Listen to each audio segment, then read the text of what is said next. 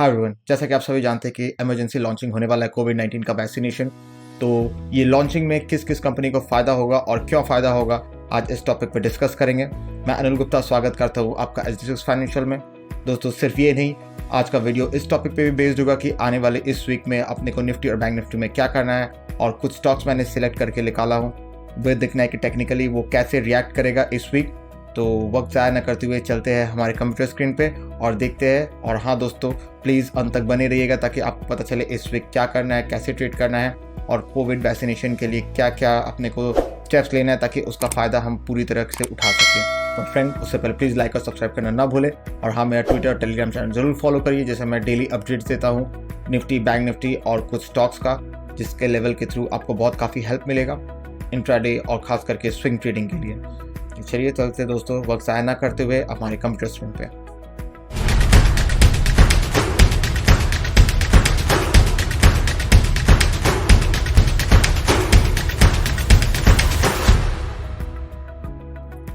हाँ तो फ्रेंड्स, जैसे कि आप देख रहे होंगे मेरे कंप्यूटर स्क्रीन में, एज यूजुअल मैं स्टार्ट करना चाहूँगा निफ्टी से। तो सबसे पहले देखते हैं कि एच-डी-एक्स निफ्टी हमें क्या इंडिकेट कर रहा है। H-D-x Nifty last Friday 9 point minus बंद हुआ है। अब देखते हैं इंटरनेशनल मार्केट हमें क्या इंडिकेट कर रहा है। इंटरनेशनल मार्केट लगभग हमें सब नेगेटिव सेंटिमेंट दे रहे हैं, तो हो सकता है कि निफ्टी गैप डाउन खुल जाए। मैं ये नहीं बोल रहा हूँ कि गैप डाउन ही खुलेगा, हो सकता है, इट्स एन इंडिकेशन। अब आइए चलिए देखते हैं लेवल्स पे। तो सबसे पहले हम देखते हैं कि हमें OI क्या संकेत कर रहा है। ओपन इंटरेस्ट कॉन्सेंट्रेशन कहाँ पे सबसे ज़्यादा है। तो जैसा कि आप ये स्क्रीन में देख रहे होंगे मेरे कर्सर में, तो 13,600 पे हाईएस्ट कॉल राइट किया हुआ है, और उसके बाद है लगभग हाईएस्ट कॉल राइट 14,000 में। तो अगर 13,600 तोड़ता है तो हम ये एक्सपेक्ट कर सकते हैं कि काफ़ी अच्छा रैली मिल सकता है। अब नीचे हमें क्या दिख रहा है, नीचे के साइड पे 13,500, 13,400 और 13,300। तो हमें ऊपर का लेवल मिलता है 13,600 और नीचे का लेवल मिलता है 13,400, 500, 600 अकॉर्डिंग टू OI डेटा। अब चलिए चलते हैं निफ्टी पे, निफ्टी के चार्ट पे। ये आज मैं आपको एक्सप्लेन करूँगा 30 मिनट्स निफ्टी। यूजुअली मैं 15 मिनट्स का निफ्टी का चार्ट एक्सप्लेन करता हूँ, पर क्योंकि मार्केट इस रेंज पे आ चुका है कि आपको एक ब्रॉडर प्रॉस्पेक्ट में सोचना पड़ेगा ताकि आप अच्छा मार्जिन खा सके। अगर बड़ा फॉल या बड़ा और भी बड़ा तेज़ी आ जाएगा तो आपको एक टाइम फ्रेम बढ़ाना पड़ेगा अगर आपको बड़ा मार्जिन खाना है तो सबसे पहले देखते हैं कि 30 मिनट चार्ट हमें क्या एक्सप्लेन कर रहा है। ये जो रेड जूम करके मैं आपको दिखा रहा हूँ, ये जो रेड जोन है ये है नो ट्रेड जोन, यानी कि इसके ऊपर हमें फ्रेश तेजी खेलना है 13,580, और अकॉर्डिंग टू OI 13,600 भी रेजिस्टेंस है। यानी अपने को अब तेज़ी खेलना है तभी जब तक 13,600 क्रॉस नहीं करता है। 13,600 क्रॉस करके अगर कुछ देर रुकता है तो हमें तेज़ी खेलना है, अदरवाइज़ एक बार रुक जाना है। सिमिलरली अब नीचे हमें क्या दिख रहा है, 13,400। लास्ट दिन अगर आप मार्केट में होंगे तो देखेंगे कि एक काफ़ी ज़ोर से मंदी आने के बाद all of a sudden market U turn ले लेता है और वो भाव रहता है 13,400। देखिएगा ये चार्ट में, देखिए काफ़ी 13,400 में काफ़ी स्ट्रगल किया और वो तोड़ने का भी कोशिश किया, पर वो तोड़ नहीं पाया। यानी अब तक ये समझ में आता है कि 13,400 ही एक मार्केट का टर्न पॉइंट होगा। 13,400 तोड़ के अगर रुकता है तभी आप मंदी खेलेगा, अदरवाइज़ आप स्विंग ट्रेड कीजिए। यानी 13,400 के पास आए तो निफ्टी लीजिए, और 13,550 या 500 के पास आए तो स्टॉप लॉस में निफ्टी बेचिए। आपको अभी फ़िलहाल स्विंग ट्रेड करना है। अनटिल अनलेस 13,600 क्रॉस करके निफ्टी क्लोजिंग देता है तो आप फ्रेश तेजी खेलिए, और 13,400 निफ्टी क्लोजिंग देके कुछ देर रुकता है तो आप फ्रेश मंदी खेल सकते हैं। तो ये रहा निफ्टी का व्यू। अब चलिए चलते हैं, देख लेते हैं बैंक निफ्टी क्या हमें इंडिकेट कर रहा है। जैसा कि आप ये देख रहे हैं, बैंक निफ्टी का मैंने 1 घंटा का चार्ट खोल के रखा है। तो अब ये काफ़ी दिन से, ये लगभग अराउंड 14 to 18 नवंबर से ये एक पैरेलल चैनल में घूम रहा है। अप साइड जा रहा है तो ये रेजिस्टेंस ले रहा है, रेजिस्ट कर रहा है, और नीचे जा रहा है तो ये सपोर्ट भी ले रहा है। तो काफ़ी अच्छा स्विंग ट्रेडिंग दे रहा है बैंक निफ्टी। अभी बोथ साइड आपको अच्छा स्विंग दे रहा है। अपर साइड अगर आप बेचिएगा और लोअर साइड आपको लेते हैं तो काफ़ी अच्छा मौका मिलता है स्विंग ट्रेड करने का। तो अब अपने को ये पैरेलल चैनल मैंने खींचा है ताकि आप बीच भाव में आप फंस ना जाए। आप लो में लीजिए और हाई जाए तो एक बार बेचने की कोशिश करिए रेजिस्टेंस के स्टॉप लॉस में, और लो में जाइए तो एक बार स्टॉप लॉस सपोर्ट के स्टॉप लॉस में लेने की कोशिश करिए। अनटिल अनलेस ये दो भाव ब्रेक करता है तभी आप ब्रेकआउट खेलिए, अदरवाइज बैंक निफ्टी काफ़ी अच्छा रेंज दे रहा है, तो उस रेंज का फ़ायदा उठाइए। तो वो रेंज क्या है, अभी फ़िलहाल जैसे कि ये 1 आवर का 50 कैंडल्स का मूविंग एवरेज आ रहा है 30,100 और ट्रेंड लाइन आ रहा है 29,900 और अपर साइड में आ रहा है 31,370, तो यानी 31,400 आप पकड़ के चलिए। तो अपने को ये समझ में आ गया है कि एक ये पैरेलल चैनल में घूम रहा है, अपर साइड है 31,400 और नीचे है 29,900। मूविंग एवरेज आ रहा है 50 कैंडल्स का 30,100। तो ये 3 लेवल आप लिख लीजिए, जब भी नीचे बीच में कोई भी ट्रेड मत लीजिए, आप फंस सकते हैं, क्योंकि इतना अभी मार्केट वॉलेटाइल होकर रखा हुआ है। अगर आपको लेवल पता नहीं हो तो 110% आप ट्रैप होंगे ही। तो लेवल्स के नीचे जाए, लेवल्स के पास जाए तो आप सपोर्ट में लीजिए, और लेवल के ऊपर में जाए ना, ऊपर अपर लेवल के साइड में जाए तो आप रेजिस्टेंस में बेचिए। अभी फिलहाल ये कीजिए। अब ब्रॉडर प्रोस्पेक्ट में आपने क्या करना है, बैंक निफ्टी एक लगभग डबल टॉप के पास है जो कि 31,700, तो यानी ये 31,700 अगर क्रॉस करता है तो लगभग 1,000 पॉइंट का आपको रैली दे देता है। और अगर 1,000 पॉइंट यानी 32,600, और अगर 32,600 तोड़ता है तो बैंक निफ्टी कुछ भी भाव हो सकता है, 1,000, 2,000, 3,000, 4,000, कुछ भी अपर, स्काई इज द लिमिट। तो यानी अपने को जब 31,700 आए तो अपने को अलर्ट हो जाना है। 1,000 पॉइंट जाने दीजिएगा, कोई ज़रूरत नहीं है, बहुत अपॉर्चुनिटी मार्केट में, एम्पल ऑफ अपॉर्चुनिटी। अपने को वेट करना है 32,600 के आसपास। 32,600 तोड़ता है तो बहुत बड़ा अपॉर्चुनिटी मिल सकता है आपको फ्रेश बाइंग का। अदरवाइज आप एक बार करेक्शन का वेट कीजिएगा, 31,700 के आसपास बेचिएगा, और अगर मार्केट करेक्ट करता है तो यकीन मानिए हो सकता है कि आपको अब तक का one of the best trade मिल जाए। लगभग 2 से 3,000 पॉइंट का बैंक निफ्टी का आपको मंदी मिल सकता है। ये हो गया ब्रॉडर प्रॉड। अब शॉर्ट टर्म ट्रेड यानी इंट्रा ट्रेड के लिए मैंने आपको बता दिया 1 घंटा चार्ट में क्या आपको देखना है। अब फ्रेंड्स, जैसा कि मैंने स्टार्टिंग ऑफ द वीडियो कहा था कि मैं आपको कुछ स्टॉक बताऊंगा। जैसा कि आप देख रहे होंगे कि कोविड वैक्सीनेशन इमरजेंसी लॉन्चिंग होने वाला है पूरे वर्ल्ड पे, तो जो कि फार्मास्यूटिकल कंपनी तो फ़ायदा करेगा ही, और फार्मास्यूटिकल कंपनी कौन कौन से फ़ायदा करेगा वो आप लगभग इट्स पब्लिकली डिस्क्लोज नाउ, तो मैं उस चीज़ पे चर्चा नहीं करूँगा। सबसे ज़्यादा अगर फार्मास्यूटिकल कंपनी के बाद अगर किसी को फ़ायदा होगा तो वो लॉजिस्टिक कंपनी है, जो, और कौन सा लॉजिस्टिक कंपनी, जिसके पास कोल्ड स्टोरेज है, ट्रांसपोर्टेशन कंपनी। तो उनमें से मैं कुछ सिलेक्टिव स्टॉक्स निकाल के रखा हूँ, फिल्टर करके रखा हूँ। अभी काफ़ी जब ये अनाउंसमेंट हुआ था तो ये सब स्टॉक्स काफ़ी अच्छा रैली ले चुका था। अभी फ़िलहाल ये घुसने का टाइम नहीं है, ऑलरेडी एक रैली अपमूव दे चुका है। वेट करिए, करेक्शन का आएगा ही, थोड़ा बहुत करेक्शन, ऐसा नहीं है कि नहीं आएगा, वेट कीजिए। वैक्सीनेशन लॉन्च होने तक वेट कीजिए। जैसा ही करेक्शन आता है मैं आपको लेवल बताऊंगा। लेवल एकदम ध्यान रखिएगा, मार्केट में अलर्ट लगा कर रखिएगा, वहाँ पे आप री एंट्री कीजिएगा। अभी फ़िलहाल री एंट्री मत कीजिएगा, क्योंकि बहुत काफ़ी लगभग सब स्टॉक्स डबल ऑलमोस्ट हो चुका है, तो एक बार 10 to 20% करेक्शन देने दीजिए, पर उसके बाद आप ये सब कंपनी में घुसेगा तो काफ़ी अच्छा मुनाफा आपको दे सकता है। तो चलिए सबसे पहला स्टॉक्स देखते हैं, स्नोमैन लॉजिस्टिक। स्नोमैन लॉजिस्टिक भी काफ़ी कोल्ड स्टोरेज में काफ़ी अच्छा इसका एक्सपीरियंस है, स्नोमैन लॉजिस्टिक का। अब ये वीकली चार्ट है। ऑलरेडी जब न्यूज़ आया था कि इमरजेंसी लॉन्चिंग होने वाला है वैक्सीनेशन का और उसके लिए कोल्ड स्टोरेज का ज़रूरत है, तो स्नोमैन लॉजिस्टिक सबसे पहले एक रैली दे चुका है। ये 37 से लगभग 71 तक का एक लगभग ऑलमोस्ट डबल हो चुका है।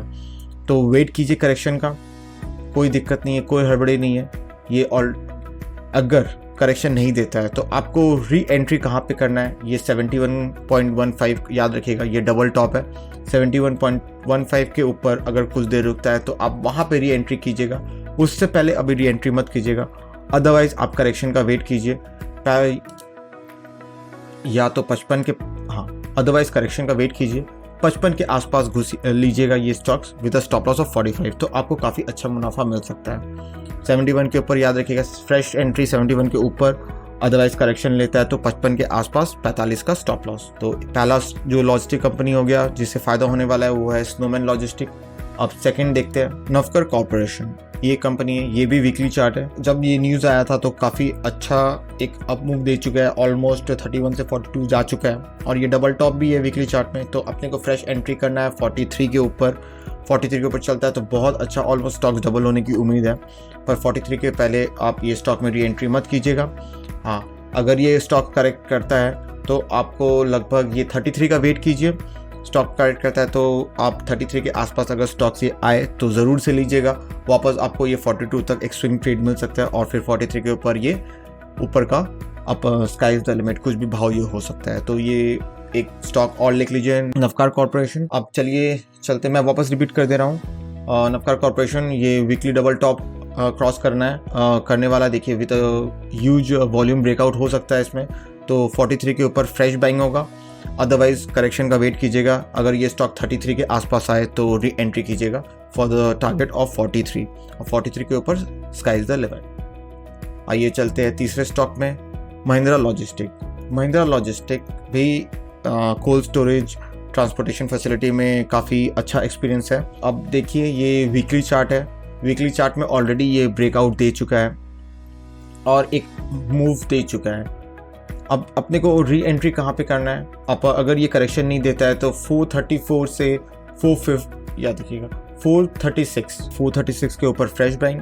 अदरवाइज आप वेट करिएगा करेक्शन का।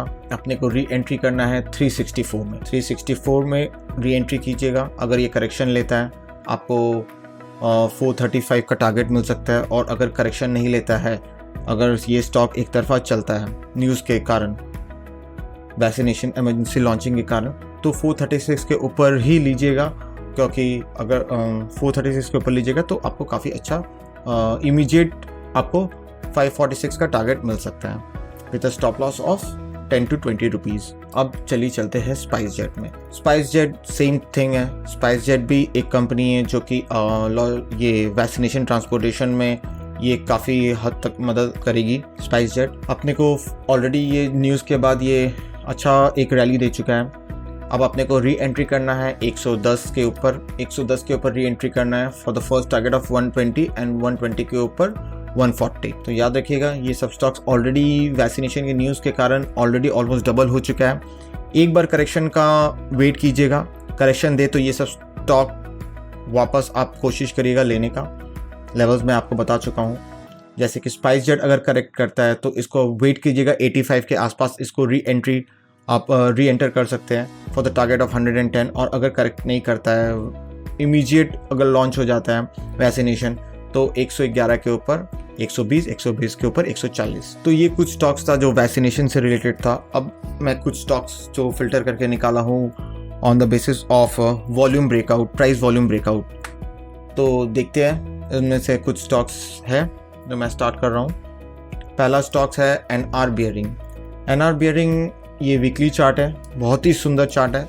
अपने रडार पे लगा के रखिएगा, मैं जूम करके दिखा रहा हूँ। अगर ये रेड जोन जो होता है ये नो ट्रेडिंग जोन होता है। अगर ये 97 ब्रेकआउट देता है और कुछ देर रुकता है तो इमीडिएट टारगेट 114 और 114 के ऊपर चलता है तो 40 से 50 रुपये का आपको तेज़ी मिल सकता है। याद रखिएगा जब तक ये 97, 50 या 98 क्रॉस करके नहीं रुकता है तो उससे पहले मत लीजिएगा, और अगर ये क्रॉस करता है तो बहुत ही अच्छा तेज़ी आपको मिल सकता है। अब आइए चलते हैं दूसरे स्टॉक पे, है HDFC बैंक। HDFC बैंक एक बेरिश फॉर्मेशन बना के रखा हुआ है जो कि उसे कहते हैं हेड एंड शोल्डर फॉर्मेशन।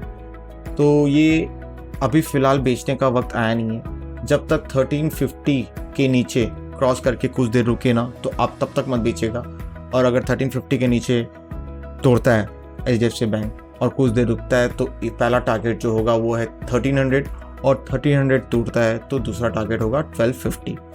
तो याद रखिएगा ये बेरिश फॉर्मेशन बना के रखा हुआ है, पर अपने को बेचना 1350 के नीचे ही है, उससे पहले बेचिएगा मत। अगर ये 1350 के भाव से वापस बाउंस बैक करता है तो ये फॉर्मेशन वायलेट हो जाएगा और ये नया तेजी पे घुस जाएगा। तो इसको अपने रडार पे रखिए। Market all time high, daily all time high बना रहे हैं। करेक्शन देता है तो ये स्टॉक्स हो सकता है कि आपको एक मौका दे दे अच्छा मंदी खेलने का। तो इस 1350 के नीचे 1300 के नीचे 1250। आइए अब तीसरा स्टॉक देखते हैं, इंडसइंड बैंक। इंडसइंड बैंक एक ट्रायंगल फॉर्मेशन बन के रखा हुआ है, ये बुलिश पैटर्न बना के रखा हुआ है। तो आप इसे 920 के स्टॉप लॉस में, बहुत ही छोटा स्टॉप लॉस है, 920 नहीं 915 के स्टॉप लॉस में, 915 के स्टॉप लॉस में आप तेजी खेल सकते हैं। और अदरवाइज ये फ्रेश ब्रेकआउट है 932 में, 932 का वेट कीजिएगा। अगर सपोज कल गैप अप खुल जाता है इंडसइंड बैंक तो कूद के मत लीजिएगा, 932 का वेट कीजिएगा। 932 के ऊपर ये फ्रेश हाई 954 तक जा सकता है, इमीडिएट टारगेट 954। और इन केस अगर कुछ ख़राब न्यूज़ आ जाता है मार्केट तो अपने को मंदी 906 के नीचे ही खेलना है, उससे पहले इंडसइंड बैंक में मंदी मत खेलिएगा। आइए चलिए तीसरा स्टॉक देखते हैं, आईओसी बहुत अच्छा फॉर्मेशन बना हुआ है, ऑलमोस्ट अपने डबल टॉप में है। 96 के ऊपर ये स्टॉक बर्स्ट कर सकता है, पहला टारगेट 107। तो याद रखिएगा 95 के ऊपर चलता है तो इमीडिएट टारगेट 107 होगा और उसके ऊपर 122, पर 96.25 या 96.50 के ऊपर ही लीजिएगा विद स्टॉप लॉस 93.85। अब आइए और एक स्टॉक पीएनबी बहुत अच्छा मूव दे चुका है लास्ट मंथ या लास्ट वीक आप बोल सकते हैं। अब कंसोलिडेट करके वापस ये बाउंस बैक कर रहा है, डबल टॉप क्रॉस करके क्लोजिंग भी दे चुका है। आप ले सकते हैं 39 के स्टॉप लॉस में फॉर अ टारगेट ऑफ 55। और ये वॉल्यूम ब्रेकआउट दिया हुआ है with supported of price volume breakout हो सकता है ये। तो अगर आपको तेजी खेलना है तो 39 के स्टॉप लॉस में आप तेजी खेल सकते हैं, काफ़ी अच्छा मूव दे सकता है, 55 तक जा सकता है ये स्टॉक। आइए नेक्स्ट स्टॉक देखते हैं, जीएनएफसी बहुत ही बुलिश फॉर्मेशन बना के रखा हुआ है। ये हेड एंड शोल्डर, ये इसे कहते हैं इन्वर्स हेड एंड शोल्डर। अगर ये ब्रेकआउट देता है तो काफ़ी अच्छा मूव देने की उम्मीद रखती है ये सब फॉर्मेशन। और ख़ास करके ये देखिए आप यहाँ पे मैंने ग्रीन बॉक्स बना के रखा हुआ है, यानी ये विद सपोर्ट ऑफ वॉल्यूम, यानी ये प्राइस वॉल्यूम ब्रेकआउट है। ये देखिए ब्रेकआउट दे चुका है, आपको इसमें तेजी खेल सकते हैं with a stop loss of 231, यानी 10 से 12 रुपये का स्टॉप लॉस है आपका विद अ टारगेट ऑफ 338। ये मैं जो भी आपको एक्सप्लेन कर रहा हूँ, जो मैंने क्लास में पढ़ाया है उसी बेसिस पे एक्सप्लेन कर रहा हूँ। और मेरा चार्ट का सिलेक्शन का बेस है price volume breakout, simple trend line breakout. चीज़ को जितना सिंपल रखिएगा उतना ईजी होगा, ज़रूरत नहीं है बहुत सारा इंडिकेटर लगाने का, सिंपल है। देखिए ट्रेंड लाइन अगर ब्रेक किया विद अ वॉल्यूम तो go for that with a stop loss of that trend line. ज़्यादा सोचने से, ज़्यादा इंडिकेटर लगाने से क्या होता है कि कुछ नहीं, सिर्फ कन्फ्यूजन ही क्रिएट होता है। ज़्यादा अगर कुछ इंडिकेटर लगाने से क्या होता है कि आदमी कंफ्यूज होता है और कुछ नहीं होता है। अब आइए चलिए चलते हैं तीसरा स्टॉक में, हुडको। ये कप पैटर्न बना के रखा हुआ है, कप प्लेट पैटर्न बना के रखा हुआ है और ब्रेकआउट भी दे चुका है, हो सकता है और विद अ वॉल्यूम। आप देख रहे होंगे ये डेली चार्ट्स है, बहुत ही सुंदर कप फॉर्मेशन बना के रखा हुआ है और ब्रेकआउट भी दे चुका है और करेक्शन भी दे चुका है। तो आप ऐसे ले सकते हैं एक लगभग 38 का स्टॉप लॉस में फॉर अ टारगेट ऑफ 45। तो ये भी एक कंपनी है आप जिसमें ध्यान रख सकते हैं, अपने रडार पे रख सकते हैं हुडको।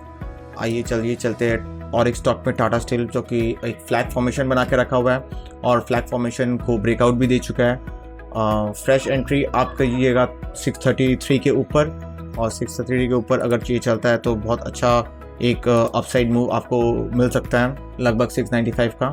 पर 633 के ऊपर ही इसमें फ्रेश एंट्री कीजिएगा, कुछ देर रुकने दीजिएगा, अदरवाइज़ हो सकता है कि आप फॉल्स ब्रेकआउट में ट्रैप हो जाए।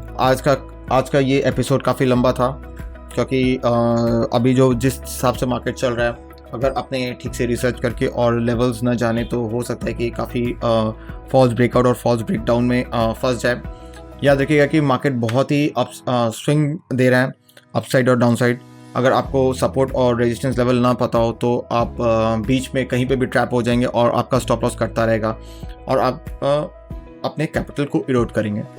हाँ तो दोस्तों, उम्मीद करता हूँ आपको ये वीडियो अच्छा लगा हो, और अगर आपको कुछ क्वेश्चन पूछना है तो प्लीज़ आप पूछ सकते हैं बेझिझक कमेंट सेक्शन में। और हाँ, प्लीज़ लाइक और सब्सक्राइब करना ना भूलें और मेरा ट्विटर टेलीग्राम चैनल ज़रूर फॉलो करिए।